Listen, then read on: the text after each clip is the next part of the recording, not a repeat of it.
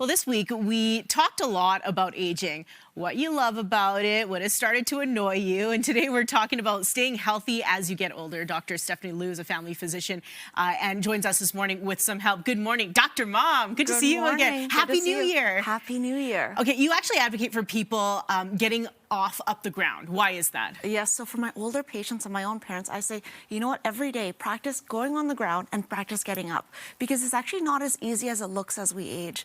To be able to get up from the ground, you need your muscles to be working. You need to have flexibility, you need to have coordination, and also some balance. And there's actually research that shows that when you're able to get up from the ground as an older adult, your safety improves, your independence, even your own self-confidence. And if you are to have a fall, recovery outcomes are a lot better if you are able to get up from the ground. You're a resident myth buster. Is it true that if you can't stand on one leg for more than 10 seconds, your risk of dying increases? Okay, so that is absolutely true. So there's actually an important study that was published that said if you're over the age of 50 and you're not able to balance on one leg for 10 seconds, your risk of dying does actually increase.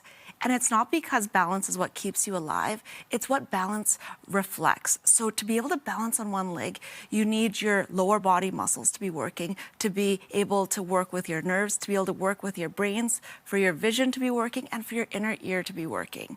And so if you have concerns with your balance, I always recommend checking in with your doctor to make sure there's nothing else going on, that there's not a significant muscle loss recently, or that there's a neurological condition. But if your doctor clears you and says, you know what, you're good, it's important to note that you can actually do a lot of things to start improving your balance.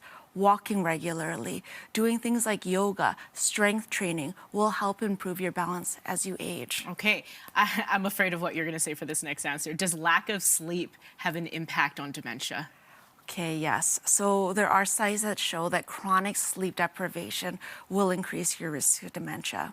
Okay, and that's because we have studies that show that people that are chronically sleep deprived will have more deposits of something called amyloid plaques in the brain. And amyloid plaques are associated with dementia. We also know that when you're not sleeping, your body is in a state of inflammation. And inflammation isn't good for our body or our brains. And lastly, sleep is such a critical time for us to be able to consolidate our memories, for us to strengthen those brain connections those neural connections in our brain. And when you're not getting enough sleep, that's not good for memory reconciliation and also for those neural connections in your brain. Of course, yeah. Does the use it or lose it principle apply to our brains as well, not just our bodies? Yes. So I actually think that if you don't use it, you lose it applies perfectly to brain health. So there's studies that show that when you're socializing, when you're doing a puzzle, when you're problem solving, it strengthens those neural connections in our brain, and it also helps support something called brain plasticity. And so what brain plasticity is our brain's ability to adapt. It's our brain's ability to grow. And so that's why when you're using your mind, you're just strengthening those connections and helping your brain grow. When you don't use your mind and you're not stimulating it, there's actually some studies that show that those neural connections kind of decline with time. And also your memory isn't going to be as good, and your problem-solving skills won't be as good if you're not using it. Yeah, all the more excuse to go see your family and friends. Make those appointments right now. Dr. Mom, thank you so much for joining us this morning. Thank you so much for having me. Happy New Year. If you'd like to learn more about Dr. Mom or learn more from her, you can follow her at Life of Dr. Mom.